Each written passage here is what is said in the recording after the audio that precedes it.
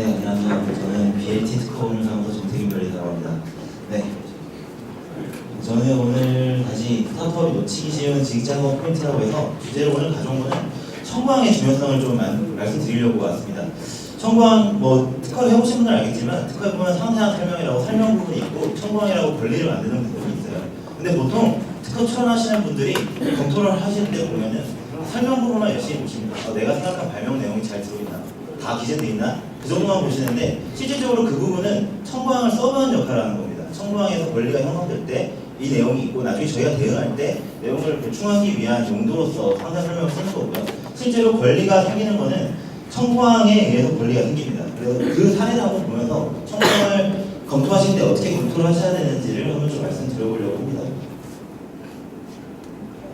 네, 청구항 구조가 나와 있죠. 청구항이라는 거는 별로 어렵지 않습니다. 이런 거 많이 보셨을 거예요. 청구항 보면 뭐뭐에 있어서 라고 전제부가 있고 거기에 A, B, C 구성이 될 수도 있고요. 프로세스인 경우에는 단계로 써져 있을 수도 있고요. 그거를 포함하는 장치라고 되어 있습니다. 여기서 중요한 거는 포함하는이에요. 그 발명을 이제 쓰면은 저희가 A, B, C를 포함하면 이 세 가지를 다 가지고 있는 발명에 대해서는 등록될 때 침해 주장을 할 수가 있습니다. 그런데 만약에 A, B, C에 저희가 생각한 실제로 필수적으로 생각하지 않는 다른 요소가 C가 들어있다라고 하면은 등록을 받았을 때 상대방이 C를 빼고 쓸 수도 있겠죠. 그렇거나 실제로 구현을 하는 데 있어서 C가 들어가지 않는 경우들도 있을 겁니다. 그런 경우에는 권리 행사를 하기 힘들어집니다. 그 사례를 좀 말씀드리려고 하는데요. 네, 이 사례는 이제 CPI 특허 사례입니다. CPI라고 하면은 애플리케이션을 깔에 따라서 그걸 리워드를 제공하거나 하는 서비스를 말하죠. 그런 건데 이 특허가 2011년도에 나왔습니다. 2011년도를 한번 떠올려 볼게요. 2011년도는 이제 스마트폰 시장이 좀 우리나라에 활성화가 됐죠. 근데 이제 갤럭시 S, 아이폰 4 이런 거 나오면서 활성화되면서 그때 이제 어떻게 하면 앱 시장에서 돈을 벌 수 있을까라는 쪽으로 이제 BM이 신경을 많이 썼습니다. 그때 출원이 된 거고요. 출원일자 보시면 2011년 5월 27일입니다. 그렇게 해서 이제 약 2년간 심사를 거쳐서 등록을 받았습니다. 중간에 의견 제시 통지서라는 걸 받고 대응하는 과정을 거쳤고요. 그 과정에서 청구항을 보정을 했고 그 상태로 등록이 됐습니다. 자, 그렇고 일단 이 특허는 나우마케팅이라는 업체가 가지고 있는 특허고요. 잘 안 넘어가네요. 네, 그래서 나우마케팅이 특허를 가지고 있었는데 이때 처음으로 약간 분쟁의 소지가 발생했습니다. 그때 다른 업체 중에 하나인 앱디스코라는 데서 비슷한 서비스를 했어요. 그 당시에는 이제 CPI라는 서비스를 하려는 업체들이 되게 많았죠. 그러다 보니까 이제 우리도 생겼고 지금도 역시나 많습니다. 자, 그런 상황에서 이 둘 간에는 특허 문제까지 가진 않았고요. 둘 간에는 특허 공동 활용이라고 해서 우리 특허도 있고 네 특허도 있으니까 같이 쓰자라는 쪽으로 협약이 맺어졌습니다. 특허를 서로 가지고 있을 경우에는 이렇게 끝나는 경우들이 좀 많고요. 그래서 이제 공동 협약으로 끝났는데 그 다음이 문제죠. 이제 그 다음으로 이제 최근에 이슈가 됐던 피시슬라이드 되게 광고도 많이 하고 했죠. 그쪽으로 그 방금 보여드렸던 그 특허를 기반으로 특허 소송을 제기를 했습니다. 그게 2014년도 11월 26일이고요. 그래서 민형사상 소송을 제기한다라고 해서 제기가 됐었고 그거에 대해서 이제 대응을 하기 시작했습니다. 여기 보시면은 권리금이 항의 심판 이런 소속이라고 되어 있는데 이게 어떤 거냐면 침해 소송을 받았을 때 그 특허에서는 권리범위라는 게 형성이 되고 그 안에서 내가 실시하게 되면 침해가 되는 거거든요. 그 범위에 들어가지 않는다는 걸 확인해달라고 심판을 제기한 겁니다. 그러고 나서 밑에는 이 특허 자체가 처음부터 등록을 받을 수 없었다라고 해서 무효 심판을 제기합니다. 이런 식으로 보통 침해 분쟁이 발생하면 많이 대응을 하게 되고요. 그 과정을 계속 거치게 됩니다. 무효 심판에서는 지게 됐지만 권리범위 심판에서 계속 다투고 있었고요. 그거에 대해서 지난 8월달에 이제 특허 법원에서 결과가 나왔습니다. 그래서 그 사례를 한번 보시면 좀 교훈이 될 수 있을 것 같은데 이게 등록 청구항입니다. 청구항 딱 한 개 있어요. 그 청구항이 어떻게 되어 있냐면 어플 스토어 서버 이 각각이 이제 구성입니다. 하나, 둘, 셋 이렇게 있고 그 다음에 포함하는 데 있죠. 저걸 다 포함하고 있어야 되는 건데 어플 스토어 서버도 가지고 있고 유저 단말기, 무선 단말기 가지고 있고 광고 대행사 서버 그리고 제작자의 유무선 단말기까지 포함하고 있고 거기에 기재되어 있는 것 중에 광고 대행 어플리케이션이 있습니다. 실질적으로 CPI를 수행하는 어플리케이션이겠죠. 저것들은 이제 광고 대행 어플리케이션을 확인하고 거기에 정보를 제공하고 그다음에 금액 지원 금액을 산출해서 제공하는 그런 걸로 되어 있습니다. 제일 중요한 거는 여기 보시면 구성이 이런 것들을 가지고 있다는 게 중요한 거고 그걸 모집화를 해보겠습니다. 정리해보면은 이런 식으로 되어 있죠. 결국 이걸 다 가지고 있는 상태로 지금 되어 있습니다.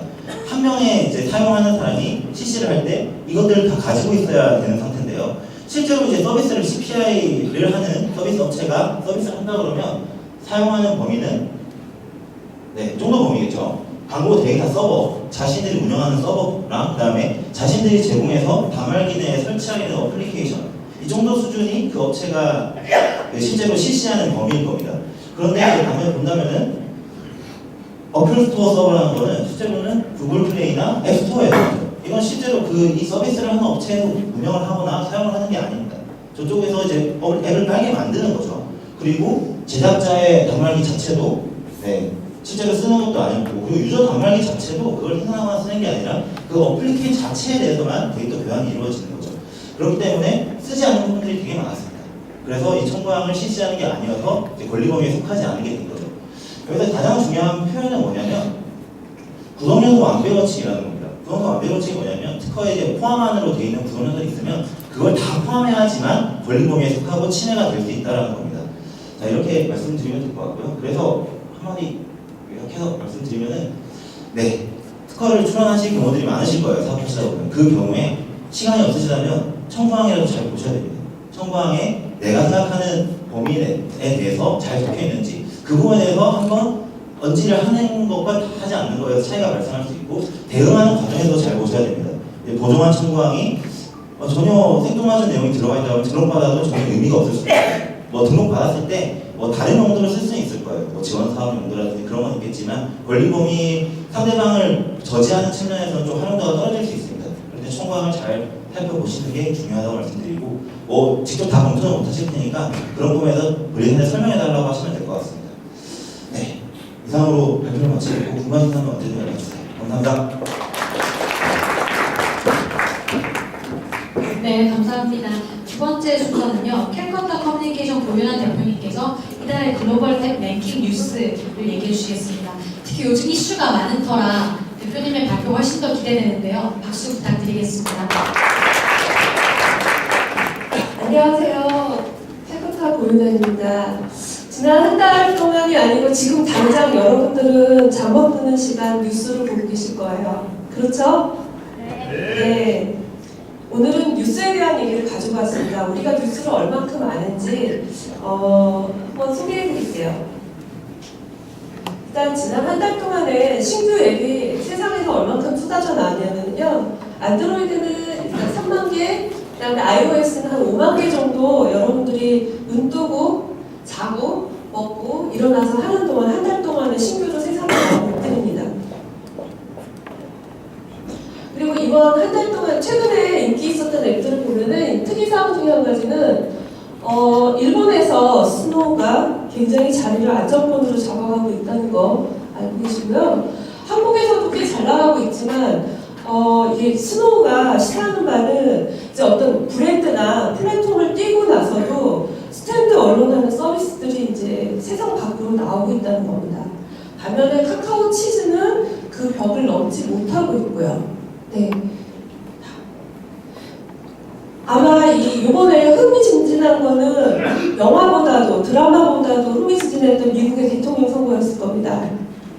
이 뉴욕타임즈의 커먼데요. 과연 이럴 때 정말 설마 하시면서 보셨을 거예요. 한국은. 그래서 결과를 보니까 선거 결과가 아니고요. 그 시간에 스마트폰을 쓰는 사용자는 어떤 뉴스 채널을 많이 봤냐면 CNN과 CBS를 많이 보고요. 실제로 돈은 변함없이 게임에 가서 줄창 쓰셨습니다. 네, 선거는 선거고 돈은 돈이다 라고 해서 언론사가 앞으로도 점점 더 어려워질 것 같습니다. 또 하나는 선거를 보는 패러다임이 바뀌고 있는 조짐이 확실하게 보였습니다. 과거에 오바마가 선거에 재선을 할 때는 앱에서 뉴스라는 영역이 그렇게 인상적이지 않았는데, 이번에는 마치 스포츠 중계처럼 각 리전별로 어떤 후보가 우세한지를 실시간으로 중계방송을 보는 이 앱이 가장 인상적으로 현지에서 서비스됐습니다. 그래서 자세히 보시면은 지도마다 색깔을 칠해가면서 어느 후보가 더 액티브했는지를 보여줬습니다. 또 하나는 이렇게 됐습니다. 세상의 판이. 이 가장 많이 보이는 아이콘이 뭐죠? 네, 트위터는 어떤 앱이죠? 땡, 틀렸습니다. 여러분, 트위터가 소셜 네트워킹 서비스라고 알고 계신가요? 아니다. 아니다라고 하시는 분 혹시 계신가요? 정말요? 아니에요. 여러분, 자, 지금부터 정확히 지난 2016년 4월부터 트위터는 비즈니스 모델을 소셜에서 뉴스로 바꿨습니다. 그리고 여기 보시는 이 화면은 뉴스 각 나라마다 넘버 1 앱인데 트위터판이 됐습니다. 이런 말 있죠. 용의 꼬리가 될래, 뱀의 머리가 될래. 트위터의 선택은 아주 날카로웠고 이와 함께 트위터 창업자와 핵심 인재가 트위터를 이탈한 것도 그 이후의 현상이기도 합니다. 네. 그래서 트위터가 1등을 하고 있는 게 정말 하나도 이상하지 않게 소셜에서 미끄러져서 내려와서 뉴스로 갔다는 겁니다. 그러면서 트위터의 미세한 기능들이나 UI들이 바뀌고 있습니다. 오늘부터 다시 트위터를 보시기 바랍니다. 네. 또 하나는 저희 지금 혹시 광화문에 가보신 분들 계시죠? 여기도. 네, 광화문 이펙트인데 여기서도 또 하나의 퀴즈입니다. 오른쪽과 왼쪽은 어느 OS인지 모르겠지만 안드로이드 OS를 쓰는 분들이 어떤 뉴스를 많이 볼 것 같으세요? 오른쪽? 왼쪽? 안드로이드 유저 어떤 거 많이 볼까요? 왼쪽이요? 오른쪽이요? 자, 안 들려요? 자, 해볼게요. 나 안드로이드가 이쪽인 것 같다. 네, 왜냐하면은 YTN이 있고요, JTBC 있고 KBS가 있어요. 나 이쪽이 안드로이드인 것 같다. JTBC 있고요, 팟빵 있고요, CNN 있어요. 아, 여기가 안드로이드인 것 같다. 네? 네, 답을 알려드릴게요. 아이폰 유저는요, 팟빵을 JTBC보다 더 많이 봤습니다. 그러니까 기존의 언론도 있지만 KBS가 내려가고 YTN도 내려가고 iOS 유저들은 좀 더 객관화되어 있는 정보를 보는 쪽을 갖고요. 그 다음에 안드로이드 쪽은 YTN도 있고요, KBS도 있지만 어쨌든 네, JTBC가 이번에 최고의 수혜 브랜드가 됐습니다. 여기 보시는 화면은요, 그래서 한번 찾아봤습니다. 리멤버 세월호입니다. 세월호 때 이후에 JTBC에 달라진 부분입니다. 네, 여기 보시면은 여기 처음에 올라갔을 때가 그 손석희 씨가 사과 보도를 했을 때였어요. 그래서 이때부터 언론사의 지도를 바꾸게 됩니다. 그리고 요번에 발표를 함으로 인해서 갑자기 올라갔습니다. 그러면서 명실상부하게 JTBC가 메인 언론으로 가고요. 사용자들의 패러다임은 이제 언론을 믿지 않고 직접 사용자가 이렇게 수급해서 온 디맨드 방식으로 보는 뉴스로 패러다임이 시프트되고 있기 때문에 이제 언론사에다 돈을 많이 쓰시는 거는 좀 신중하게 생각하셔야 될 것 같습니다. 네. 그 다음 다른 얘기입니다. 뉴스가 판이 바뀌었다면 이번에 쇼핑도 판이 바뀌었습니다. 혹시 블랙 프라이드 불프 때 쇼핑 해외 주문하신 분 계세요? 불프? 아, 네네네. 예, 손 안 드시지만 조금씩 다 보고 계시죠? 불프 메일도 계속 오고 있죠? 네, 불프가 오기 전에 해야 하는 필수 앱인 것 같습니다. 여기 차트는 인기 차트인데 유튜브를 누르고 넷플릭스를 누르고 이렇게 나온 서비스가 있어요. 예, 바로 이 앱인데요. 얘는 쇼핑에 대해서 개인화와 그 다음에 각종 정보를 큐레이션해서 보여줘서 이제 미국도 쇼핑을 그냥 하는 게 아니고 사용자가 똑똑하게 쇼핑을 하는 시대로 가고 있습니다. 어디 가니까 뭐가 좋다 카메라가 아니고요. 실제로 쇼핑도 큐레이션을 하면서 골라서 선택적으로 사는 시대가 돼서 오죽하면 이 앱이 유튜브를 누르고 당당하게 맨 탑으로 올라갔습니다. 또 하나, 인스타그램을 아직도 쇼핑이 아닌 사진 서비스로 알고 계시나요? 이제 인스타그램은 브랜드 마케팅과 커머스가 만난 종합 플랫폼으로 거듭나고 있습니다. 그래서 사진을 보고 프로덕트의 가격을 확인하고 이렇게 해당하는 상품에 대해서 아주 패션 트렌드 섹터들은 여기서 물건들을 주문하게 됩니다.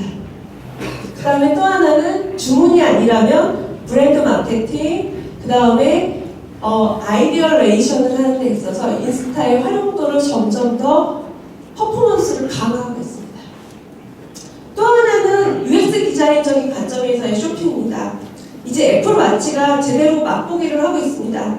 애플 워치 4 시리즈가 나오고 나서 일어난 일은 쇼핑을 과연 워치라는 걸로 할 수 있을까라는 그동안의 의구심을 지워주는 스탠다이징 굉장히 모범이 되는 사례입니다. 이 조그만 시기에서 과연 쇼핑이 가능할까? 쇼핑을 도와준다면 어떻게 될까를 이번에 애플에서 시연해서 애플 아이폰, 워치, 태블릿에서 다른 UI의 쇼핑 UX 디자인을 보여주게 됩니다. 그래서 물건을 페이버할 때 정말 이 물건이 계속 나의 온몸을 감고 다니는 거예요. 살 때까지. 그렇게 되고 매장에 가서 어리버리 할 필요 없습니다. 다 알려줍니다. 마치 앱으로도요. 그래서 쇼핑에 한 단계 업그레이드 되는 패러다임이 나왔습니다. 네, 마지막입니다. 여러분들 기억하고 싶은 게 있다면 요즘 같은 때 이런 앱 하나 어떨까요? 어느 출판사에서 세월호를 기억하자는 의미로 별이 된 아이들의 그림을 다 일일이 그려가지고 앱을 만들었는데 무료입니다. 예, 이분들 도와주신다고 해서 출판사에서 무료로 만들었다는데요. 네, 가끔은 생활에 있어서도 좋은 기억을 갖고 갔으면 좋겠습니다. 여기까지입니다. 네, 너무 유익한 시간이었던 것 같은데요. 다음 달에 발표도 굉장히 기대됩니다. 다음 세 번째 순서입니다. 폴리앤파트너스 민강동 대표님께서 손에 잡히는 정부 지원금 주제로 발표해 주시겠습니다. 큰 박수로 모셔볼게요.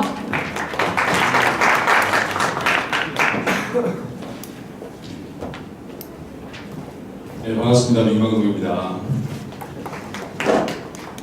예, 작년에 책을 한 권 썼고요. 나머지 2권 책은 같이 일하는 이종훈 대표님 책입니다. 넘겨주세요. 지금 공고난 사업이 하나 있죠. 2016년도 12월 2일까지 지식 서비스 분야의 지원 사업이고요. 지원 자금이 많지는 않습니다. 우수 수료자에 한해서 500만 원까지 지원을 해줍니다. 지원 대상이 예비 창업자 그리고 창업 3년 이내의 기업입니다. 오늘 발표는 세 가지 말씀드릴 건데요. 지금 이 스마트 창작도 소개해드리고 두 번째로는 기업체의 정부 지원 자금 전략, 세 번째로 사업 계획 작성에 대해서 말씀드리겠습니다. 스마트 창작터에 대한 지원 사업 공고문은 한번 확인해 보시고요. 다만 이 스마트 창작터와 다른 중기청에서 이야기하는 분류한 창업 사업 그리고 R&D 사업이 있는데 창업 사업 같은 경우에 중복 지원이 안 된다는 점 기억해 주셨으면 좋겠습니다. 넘겨주세요. 창업 사업, 방금 스마트 창작터와 관련해서 중복해서 지원이 안 되는 사업들입니다. 나중에 공고문을 이제 내년 초에 나오면 한번 확인해 보세요. 공고문을 보시면 분류를 2가지로 나누고 있습니다. 우리가 정부 지원 사업을 볼 때 중기청을 기준으로 말씀드리면 창업 사업이 있고 R&D 사업이 있습니다. 창업 사업은 중복 지원이 안 되고 R&D 사업 같은 경우에는 중복 지원이 가능합니다. 그래서 이 사업 중에 내 사업과 적합한 사업들이 무엇인지 한번 고민해 보셔야 될 것 같습니다. 만약에 대전 지역의 창업선도대학이라든지 이런 사업에 지원하려고 하시면 이 아이템이 지식 서비스 어떤 기술들을 기반으로 하고 있다면 사실은 그 지역에 있는 투자자나 평가자들은 사실 잘 이해하지 못합니다. 그 이유는 대덕이라는 특징이 있기 때문에 그런데요. 그래서 제 학생들이나 만나는 분들에게는 컨텐츠나 어플, 크라우드 펀딩 관련해서 여러 가지 아이템들이 있죠. 근데 그 중에 지식 서비스 기반의 아이템들은 가급적이면 서울 경기 쪽으로 와서 피칭을 하라고 이야기합니다. 그래서 이 사업 중에 스마트 벤처 창업학교 같은 경우에는 지식 서비스를 기반으로 해서 그러니까 앱을 만든다 혹은 빅데이터를 활용한다 뭐 이런 기술들을 활용한 창업 아이템들은 스마트텍 창업학교를 지원해 주시고요. 무난한 그 창업 선도대학 같은 경우에는 지역별로 여러 학교마다 특징이 있으니까 이 특징에 맞춰서 지원을 해주시면 되는데 제조 기반의 어떤 창업 아이템 같은 경우에는 보통 선도대학 뭐 혹은 창업 사관학교 많이들 지원을 하는 것 같더라고요. 그래서 이런 지원 사업이 이제 곧 다시 내년도 공고가 나면 이런 창업 사업들 한번 살펴보시고 그 사업 중에 우리 회사에서 갖고 있는 기술, 그 아이템이 어떤 사업에 적합한지 한번 생각해 보시기 바랍니다. 이 사업은 중복이 안 된다는 점 넘겨주세요. R&D 사업들을 정리를 해봤는데요. 블로그에서 보고 강신정 강사님 블로그에 정리를 해놨길래 제가 캡처를 해왔습니다. 창업 사업과 R&D 사업을 전략적으로 잘 이렇게 전략을 세우셔야 되는데요. 예를 들어서 올해 창업선도대학 혹은 창업사관학교 지원을 받으셨습니다. 그러면 이 사업을 혹은 예비 창업자분들이 내년도에 이 사업을 창업 사업을 지원하시려고 하면 함께 준비하셔도 될 만한 사업이 이 중에 여기 보시면 R&D 기획 역량 제고 사업이 있습니다. 창업 사업과 함께 바로 우리가 R&D 사업을 하면 좋겠지만 중복이 안 되니까 하지만 이 R&D 사업 계획서의 사업 계획서 난이도가 그렇게 낮지는 않습니다. 예를 들어서 지원을 2억 원 정도로 하면 예상 매출을 15억에서 20억 정도 이렇게 예상을 하시고 지원을 해주셔야 되는데요. 그런데 R&D 기획 역량 지원 사업을 말씀드리는 이유는 이 사업을 통해서 우리가 사업비를 받지는 못합니다. R&D 사업의 특징이 있습니다. 그게 뭐냐면 창업 사업 같은 경우에 아까 보여드렸던 그런 창업 사업 같은 경우에는 사업화 자금들을 전반적으로 지원을 해주는 반면에 R&D 사업 같은 경우에는 기술 개발 자금만 지원을 해줍니다. 그런데 이런 기술 개발 자금을 지원받을 때 이 사업 계획서의 난이도가 높기 때문에 지원 자금을 못 받아요. 대부분 못 받습니다. 그래서 R&D 기획 역량 지원 사업과 그리고 아까 말씀드렸던 창업 사업을 함께 사업 계획서를 준비해 주시면 이것도 쉽진 않은데 이거보다 난이도가 낮으니까 작성을 해주셔서 지원을 받으시면 이 사업으로부터 우리가 받는 건 사업비가 아니고요. 보고서를 받습니다. 시장 분석 보고서, 기술 분석 보고서들을 받습니다. 약 300페이지 정도 되는 한글 파일로 원 파일로 그냥 받고요. 그 파일을 가지고 거기에 있는 내용을 기초로 해서 R&D 사업에 도전하시면 됩니다. 플레인 파트너스에서 강요와 컨설팅을 하고 있지만 아까 소개 때 말씀드린 것처럼 저희 레이더 국산화에 성공한 전자통신연구원 창업기업인데요. 저희 회사가 올해 이런 R&D 사업을 2개 정도 진행을 했습니다. 진행을 하는 과정에서 이 기획 역량 제고 사업 도움을 많이 받았습니다. 넘겨주세요. 자, 그러면 우리가 이런 전략을 어떻게 세워야 되는지도 말씀을 드렸어요. 창업 사업을 준비하시되 R&D 기획 역량 지원 사업을 함께 준비하셔서 내년도에 창업 사업 선정되시고 이 R&D 기획 역량 지원 사업의 사업 계획서를 계속 보완해 가면서 그 다음 해에 R&D 사업을 도전하시면 좋을 것 같습니다. 또 하나는 창업 사업과 본격적인 R&D 기술 개발 사업 그 과정 중에 우리 회사의 어떤 외형을 키우셔야 됩니다. 그 외형이라는 건 매출도 있죠. 하지만 뭐 벤처 인증이라든지 부설 연구소 설립이라든지 이런 각종 인증들을 확보해 놓으시면 좋습니다. 세 번째로는 사업계획서 작성법에 대해서 간단하게 몇 가지만 말씀드리겠습니다. 사업계획서는 크게 3가지 활동으로 진행됩니다. 하나는 자료를 수집하고 그리고 자료를 정리하고 그 자료를 배열하는 과정입니다. 그래서 다음엔 자료를 어떤 식으로 수집해서 어떻게 정리하는지까지 다음 달에 고벤처 포럼에서 설명드리도록 하겠습니다. 감사합니다.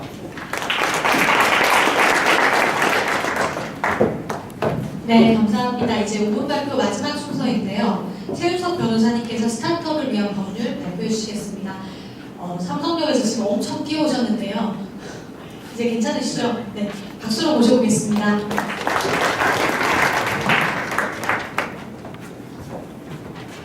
네, 2년 정도 법률 관련 발표를 하고 있습니다. 2년 만에 오늘 처음으로 5분 시간 제한 말씀을 보고 하라고 하셔가지고 그 부분에 대해서 제가 간단하게 또 준비한 강의안을 빠르게 훑도록 하겠습니다.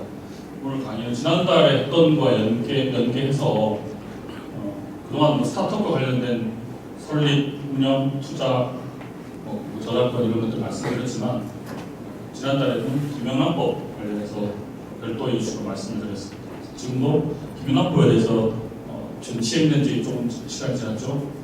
여러분들이 조심해야 될 부분을 제가 간단하게 말씀을 드리겠습니다. 넘겨주시겠어요? 김영란법은 뭐 법 취지는 잘 아실 테고요. 적용 대상이 크게 세 가지입니다. 공무원, 공공금지기관단체, 공공기관, 공적업무 종사자. 그리고 뭘 금지하느냐? 부정청탁 금지와 금품 수수 행위를 금지합니다. 법제처 사이트에 가서 보시면 김영란법 조문이 25개밖에 안 돼요. 사실은 알고 보면 간단한 법입니다. 아직까지 여기에 대한 사례가 케이스들이 많지 않아서 사람들이 혼선을 겪고 있는데 제가 오늘 가지만 사실은 김영란법은 심플하다고 말씀드릴 수 있습니다. 그 다음 넘겨주시겠어요? 입법 취지고요. 우리나라가 부패가 심하다는 것은 누구도 다 잘 알고 계실 거예요. 넘겨주시고. 첫 번째, 공무원입니다. 적용돼서. 공무원이 누가 공무원이냐? 헷갈리죠? 공무원 있는 사람도 있고 헷갈리는 부분이 많습니다. 공무원으로 인정되는 케이스를 확인해, 다른 법률에 따라서 공무원이 있는지 확인하고 싶으시면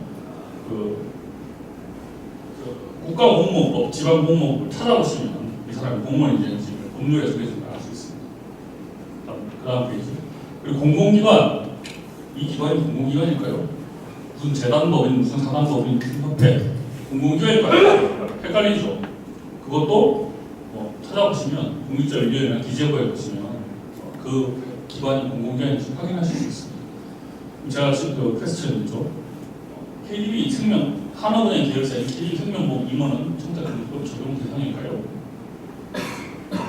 아닙니다. KDB 생명보험. 좀 이상하죠? KDB 같은 경우는 국채은행인데 두 번째 질문입니다. 기재부에서 청소하시는 분은 적용 대상인가요? 적용 대상입니다. 좀 말이 안 되는 것 같죠? 제가 또 다른 질문을 드리겠습니다. 우리은행 지나가는데 여러분이 우리은행 직원이 너무 잘생겼어요. 멋있어요. 그래서 그 사람한테 그냥 인간적인 호감으로 선물을 줬습니다. 우리은행 직원은 청탁금지법 적용 대상일까요? 우리은행의 소유 구조는 어떻게 되는지 아세요? 우리은행은 정부가 70% 이상 지분을 갖고 있어요. 외국 공사가. 그럼 적용 대상일까요? 아닙니다. 헷갈리죠? 넘겨주시겠어요? 이 부분은 공적 업무 종사자라는 부분을 풀어야 될 것 같아요. 그러니까 지금 법에 보면 또 다른 대상으로 언론인, 교육계 종사자, 공무수행 사인이라고 있습니다. 이 공무수행 사인이 뭐냐? 나의 직책은 그냥 민간인이지만 내가 하는 일은 공적인 일을 하는 사람을 말합니다. 그러면 아까 돌아가서 우리은행을 봅시다. 우리은행 직원인데 일반 창구에서 예금, 적금, 수신 업무를 합니다. 민간 기업들 대출 관련 그런 걸 합니다. 그럼 이 업무는 공무원인가요? 사무입니다. 철저히 사무, 프라이빗 섹터입니다. 해당이 안 됩니다. 근데 우리은행 직원인데 국민연금이나 기타 공공기관의 자금을 받아서 그 자금을 운영하거나 관련 업무를 하고 있습니다. 그럼 그 사람의 직위는 뭐예요? 공무수행 사입니다. 일단 우리은행뿐만 아니라 모든 사기관에서 심지어 제가 어떤 정부부처에 가서 정부부처 일을 받아가지고 그 관련 일을 하고 있다. 그러면 저도 공무수행 사인에 해당될 수 있습니다. 그래서 공무수행 사인의 이 범위가 사실 가장 적용하고 있는 가장 핫한 이슈인데요. 여러분도 아마 일하시다 보면 정부부처 사람도 많이 만나시고 금융권에 있는 분들 많이 만나실 겁니다. 그러면 이분이 담당하는 일이 무엇인가를 잘 아셔야 돼요. 이분이 운영하는 자금이 국민연금, 사학연금, 우정사업본부, 기타 아니면 팁스라든가 공적 자금에 관련된 부분이다. 그렇다면 그분은 해당이 됩니다. 담당해 주실 수 있습니다. 그리고 또 누가 되느냐? 배우자도 해당이 됩니다. 배우자. 공무를 수행하는 배우자. 사실은 배우자는 안 됩니다. 그리고 속지주의, 속인주의가 적용이 되고요. 그리고 김영란법이 금지하는 것은 말씀드린 것처럼 부정청탁과 금품 수수 금지입니다. 부정청탁이라는 게 뭐냐? 부정한 청탁이죠. 말장난이죠. 사회상규와 시인식 원칙을 바란다. 청와대로 맞잖아요. 이게 무슨 말이냐? 구체적인 케이스로 가야 됩니다. 그래서 뭐 지금 제가 케이스를 들어놨지만 가장 중요한 게 있는데 자기의 권리 확보, 내가 억울한 일을 당했습니다. 아니면 내 회사가 지원금을 받기 위해서 적극적으로 권리 주장 내지는 내 걸 주장, 내 어떤 선처를 부탁합니다. 그런 것은 부정한 선택이 아니에요.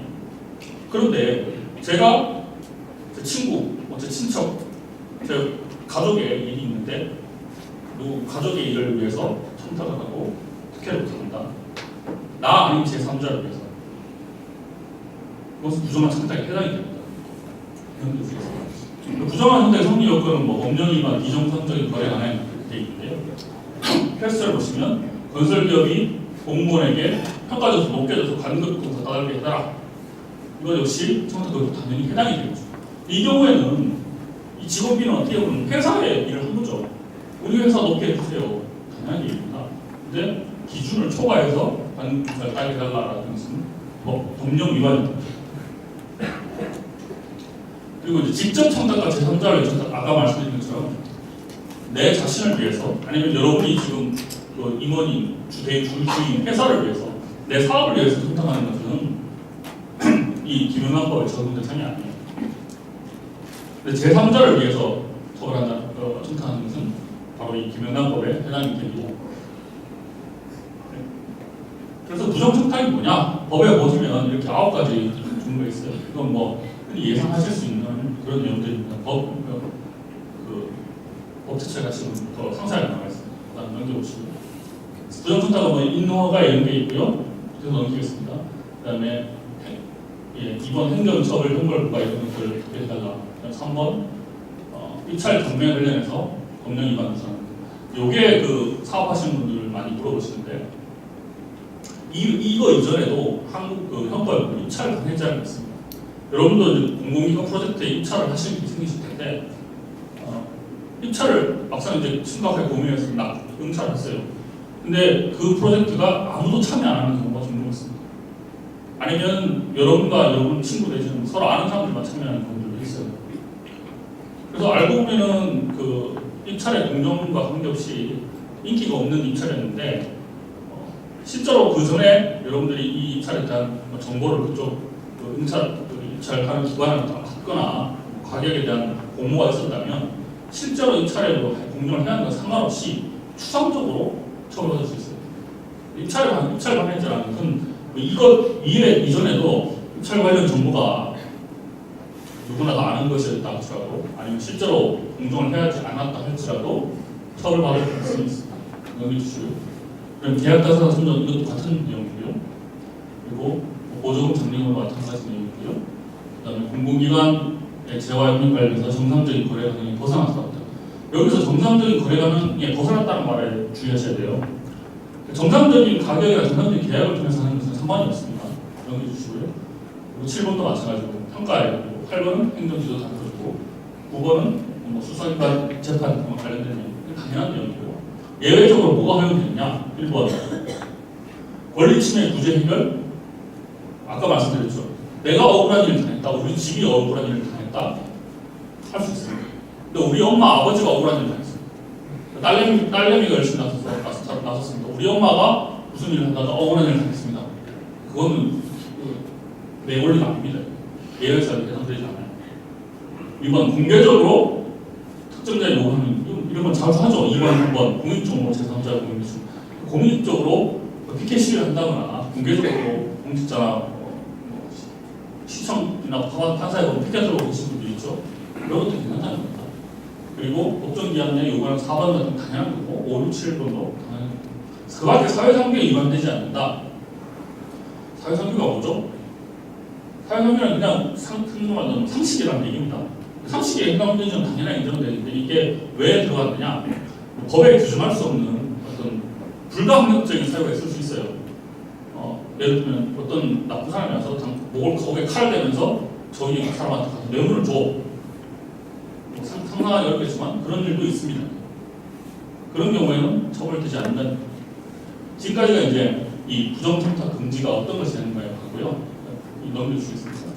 이게 지금 다 그 구체적인 케이스만 양이 너무 많아서 이거 넘어가도록 하겠습니다. 금품 수수 금지. 이게 사실 김영란법의 핵심입니다. 금품 수수를 어떻게 하면 안 되냐? 무조건 하면 안 되냐? 이 세 가지로 나눠져 있어요. 직무 관련성 대가성 불문하고 동일인으로부터 1회에 100만 원, 매년 300만 원. 이 항은 어떻게 되죠? 직무 관련성이 있는 경우 일체 금품이죠. 그러면 잘 구분해 봅시다. 여러분들이 지나가다 아까 말씀드렸죠. 공무원을 만났는데 너무 마음에 드는 이상형이에요. 이 공무원에게 100만 원 정도 선물을 줬습니다. 이 사람은 직무 관련성 없죠. 그러면 100만 원, 1회 100만 원까지는 괜찮다는 겁니다. 근데 여러분과 관련된 텍스와 관련된 뭐 중기청 공무원이라든가 유관기관 공무원, 유관기관에 일하는 사람을 만났습니다. 그 사람한테는 직무 관련성이 있죠. 일체의 금품을 조성한다. 그러면 뭐 커피도 사면 안 돼요? 밥도 먹으면 안 돼요? 그래서 예외 조항이 있죠. 3, 5, 10의 예외 조항이 있습니다. 음식물 3만 원, 선물 5만 원, 경조사비 10만 원. 넘겨주시겠습니다. 그래서 100만 원 기준으로 직무 관련성이 있다면, 다시 말해서 나의 업무와 연관된 공무원, 공무수행 사인이라면 일체 금품이 안 됩니다. 하지만 3, 5, 10의 예외가 있습니다. 그리고 직무 관련성이 없다면 100, 300의 기준이 있습니다. 그럼 이게 뭐 저한테 이런 질문 하시는 분도 있더라고요. 극단적인 케이스지만 공무원 A이 있는데 이 사람 직무 관련성이 없습니다. 근데 이 사람한테 선물을 했어요. 선물이 300만 원 넘을 수 있잖아요. 근데 300만 원 넘었는데 이게 나중에 김연아법 위반으로 걸리면 어떡하냐. 그럼 그 선물을 준 남자분은 이 여자분과 남자분 선물을 줬다고 칩니다. 여자분과 지속적인 어떤 그 A 관계가 있다는 것을 소명 입증해야 돼요. 근데 여자분이 예를 들면 여자분은 나 저 남자 애인이 아니에요. 그냥 준 거예요. 그럼 어떻게 됩니까? 그럼 김연아법 위반인가요? 그 기준을 초과해서 김연아법 위반이 될 수도 있죠. 하지만 그 전에 사실 스토킹 혐의가 걸릴 수 있어요. 계속 싫어하는데 계속 선물을 줬다가 어디 입증이냐? 예? 입증을 어디에다 해야 돼요? 이 김연아법을 소관하는 기관은 국민권익위원회지만 결국 이걸 처벌하는 기관은 검찰과 법원이 최종 처벌합니다. 근데 이따 그 부분 다시 말씀드릴게요. 왜 김연아법이 생겼냐? 그동안 뇌물죄가 성립하기 위해서는 두 가지 요구가 있어요. 직무 관련성과 대가성. 지금 그 한참 뉴스에서 많이 되는 뉴스들도 결국 돈이 오고 갔는데 재벌들이 돈을 줬는데 대가성이 있냐? 이게 지금 첨예한 쟁점이죠. 이 두 개가 있어야 뇌물죄가 된다는 겁니다. 근데 이 김연아법은 뭐냐? 대가성이 없어도 일체 주지 마라. 그게 요즘입니다. 동일인도 나왔지 않을까? 동일인으로부터 100만 원, 300만 원. 동일인이 누구냐? 정부부처 국장 A 모친상의 전자회사 직원 4명이 회사 돈을 이용해서 돈을 쪼개가지고 각 10만 원씩 줬습니다. 3, 5, 10의 요건을 맞춥니다. 이 경우에 금품 제공자는 누구인가? 돈의 원천은 회사에서 나죠. 그것은 그럼 일단 우리나라 사람들 머리가 좋습니다. 그러면 직원 4명이 개인 돈으로 그냥 각자 10만 원씩 냈어요. 그리고 몇 달 있다 갑자기 회사에서 그 사람들 보너스를 더 줘요. 이건 어떻게 될까요? 복불복이죠. 그걸 밝혀내면 걸리는 거고 못 밝히면 못 받겠습니다. 넘어가겠습니다. 직무 관련성. 이 부분은 법령상 당장한 직무고 통상적으로 우리 생각하는 당연 상식적인 부분에서 넘어가도록 하겠습니다. 일반적인 건 아니고 금품은 뭐 단순히 돈뿐만 아니라 편의 제공, 모든 취업 제공, 인건비 모든 것이 해당될 수 있습니다. 다 넘겨주시고요. 다만 이제 이 너무나 가혹한 규제가 있기 때문에 이 부분에서 공무원들이 외부 강의하는 것은 일정 한도에서 허용을 하고 있습니다. 그리고 저도 이걸 여쭤보시는 분도 있었어요. 교수님이나 공직자분 관련된 분들을 초청해서 세미나나 심포지엄을 한다. 근데 그분들한테 숙박이나 기타 식사를 제공하는데 이것이 김연아법 위반이 될 수 있느냐?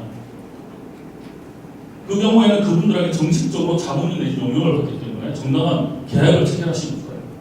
그럼 괜찮습니다. 근데 그게 없이 통상적으로 그동안 하듯이 당연하게 교수님한테 호텔 잡아드리고 호텔에 좋은 식사 대접하고 하면 김연아법 위반이 될 수 있습니다. 넘겨주시고요. 이제 그 외부 강의 수수료 금액은 생각보다 금액이 크게 잡혔어요. 그래서 시간당 장만급은 50만 원이고 40만 원 이렇게 돼 있습니다. 이렇게 넘겨주시고요. 또 최고 한도 100만 원인데 넘겨주시고 예외 사유로 8가지가 있어요. 여기 하나씩 말씀드릴게요. 넘겨주시면 첫 번째, 사교 일의 구조의 목적으로 음식물, 경조, 사교, 선물 이게 3, 5, 10 3만 원, 5만 원, 10만 원을 이하입니다. 넘겨주시면 음식물 3만 원, 선물 3만 원, 경조사비 10만 원. 그러면 구조물과 음식 선물 합계 받으면 합산해서 10만 원이죠. 함께 수순한 경우에는 합산해서 된다는 겁니다. 넘겨주시면 두 번째, 정당한 근원에서 제공되는 겁니다. 아까 말씀드렸죠. 공무수행자인 공무원을 만났지만 정당한 권한에서 제공한다면 상관이 없습니다. 무이자 소비대차나 사용대차 가자면 같은 것은 사실상 돈을 한 푼도 안 주고 받았던 그런 거기 때문에 당연히 문제가 되겠죠. 넘겨주시면 또 넘겨주시고요. 이거 이 친족이 제공하는 금품, 공무원이 할지라도 우리 친척이 금품을 주는 경우가 있는 허용이 됩니다. 근데 여기에 또 질문을 하시더라고요. 제가 봐서 저 공무원한테 제가 로비를 해야 되는데 공무원 직접 줄 수는 없어요. 근데 그 공무원의 친한 친척을 알고 있어요.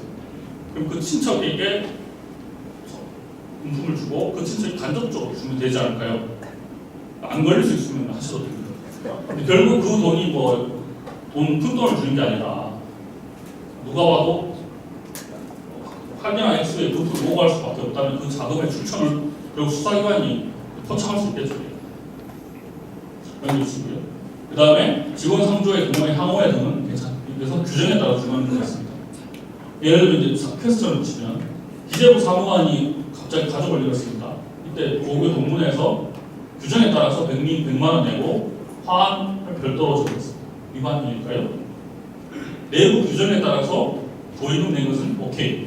그런데 별도의 금품 제공은 사무와 관련이 없지만 1회 100만 원을 초과합니다. 1회라는 게 아까 잠깐 급해서 말씀 안 드렸는데 1회라는 게 공무원을 한번 만났는데 이 사람과 밥 먹고 술 먹고 2차, 3차 좋은 데 갔습니다. 그게 다 합쳐서 한 번에 그게 1회라고 평가되겠죠. 또 어떤 분이냐면 그러면 제가 이 공무원을 한 달에 한 번씩 만나요. 한 달에 만날 때마다 99만 원씩 12개월을 그러면 이건 괜찮을까요? 사실 그 1회라는 개념은 연속적으로 한 달에 한 번 만날까 할지라도 그 사람이 매번 1년 동안 만나는 그 전체가 1호로 평가될 수 있어요. 일단 넘겨주시고요. 그 다음에 4번 아까 3번 다시 한번 앞단 4번이 이 방금 말씀드린 그 직원 상조의 동창회 같은 경우는 괜찮다는 겁니다. 넘겨주시고 공식적인 경사에서 통상적인 일률적으로 제공하는 교통숙박 음식물 등의 금품 등은 괜찮다는 겁니다. 그리고 불특정 다수인에게 제공하는 경영 추천, 기념품 같은 걸 말하는 거죠. 퀘스천을 보시면 경영인에 관해 추천된 교수, 공무원, 기업인 등이 모두 나서서 회원권 추천했는데 하필 우연히도 공무원 B가 당첨이 돼서 최신 평가를 받았습니다. 위반일까요? 아닙니다. 이 추첨이 공정한 방식이라면 아닙니다. 이 케이스를 보시면 또 어떻게 줄 수 있는가에 또 많은 시나리오가 나올 수 있겠죠. 사실 이렇게 해서 이미 내용을 준 케이스도 있습니다. 어쨌든 이렇게 우연히 당첨되는 경우에는 괜찮습니다. 그럼 다른 법률 사회 상태에 따라서 허용되는 금품은 당연히 됩니다. 사회 상규라는 게 구체적인 케이스를 들자면 자동차 마케팅에 따라 특정 지역분의 할인 혜택을 받는 경우 적용했습니다. 이거 관련해서 저희한테 질문하시는 회사들이 어떤 게 있었냐면 일종의 그 파일럿 상품이죠. 여러 군데에서 제품을 공급하는데 이 상품이 새롭게 출시되는 신제품인데 이걸 무료로 주다니 기문하고 논리 같고 그럼 기존에 공급하던 제품 패키지에서 이걸 띄워가지고 영가로 주는 경우에 이것도 기문하고 위반인가요? 그것이 단순히 마케팅 전략에 따라서 할인 혜택을 주는 거라면 기문하고 해당이 안 될 수 있습니다. 넘겨주시겠습니까? 그래서 이렇게 부정청탁하게 되면 청탁한 사람들 이렇게 처벌받습니다. 자신을 위한 설정한 거는 아까 말씀드린 것처럼 내 스스로의 권리 구제를 위한 것은 이 구제 대상이 아닙니다. 부정청탁 금지 행위는 이렇게 있고 청탁을 받고 공무원이 하면 실제로 징역까지 나올 수 있게 되어 있습니다. 금품 등을 받았을 때 직무 관련 상관없이 100만 원 초과하고 한 공직자나 알고도 신고 반환하지 않은 공직자, 배우자에게 적용한 자는 이런 제재가 있고요. 직무와 관련했을 때는 이 부분에 더 100만 원 이하, 초과가 이하의 경우에는 이렇게 되어 있습니다. 외국인 초과 사례금 들고 신고 반환하지 않은 것도 과태료 조항이 있습니다. 근데 많이 여쭤보신 게 아니 내가 뭐 가서 둘이서 몰래 현금을 받았는데 그걸 어떻게 알아요? 알기 어렵습니다. 실제로 많은 뇌물들은 당사자의 진술밖에 없이 증거를 파악하기 어렵습니다. 그래서 김연아법은 뭘 도입했냐? 이른바 람파라치 제도가 있습니다. 람파라치. 이 부분을 알고 신고해서 이것이 사실로 도입되면 신고자에게 포상금 주입으로 되어 있습니다. 그것 때문에 사실은 지금도 보면 약간 어이없는 신고들이 지금 있습니다. 그리고 여러분의 회사 직원들이 무의식 중에 이런 행위를 했다면 여기에 대해서 회사에서 적극적으로 제재하지 못했다면 법인도 별도로 벌금을 내는 그런 게 있습니다. 이런 걸 면하기 위해서는 뭐 미국, 영국처럼 미국, 영국 사실 이 김연아법과 유사한 법들이 예전부터 있었습니다. 내부 컴플라이언스 교육들이 필요하다는 그런 내용이 있습니다. 이상이 간단하게 말씀드리는 거고요. 사실은 뭐 지금 그 사업 규모가 크지 않기 때문에 이 부분이 민감하게 안 나오실 수 있는데 앞으로 사업을 하시면서 공공기관 관련된 사람을 만났을 때 지금 그 대부분의 공공기관들이 김연아법 때문에 외부에 밥도 안 먹고 골프도 안 치고 커피도 안 마신다고 합니다. 근데 사실은 이 부분은 어느 정도 법리에서 유권에서 나오면 여기에 대해서 어느 정도 정리가 될 거라고 보입니다. 이 부분은 회사에서 사람 만날 때 좀 조심하시라는 의미에서 간단하게 말씀드렸습니다. 다음 달에 뵙겠습니다.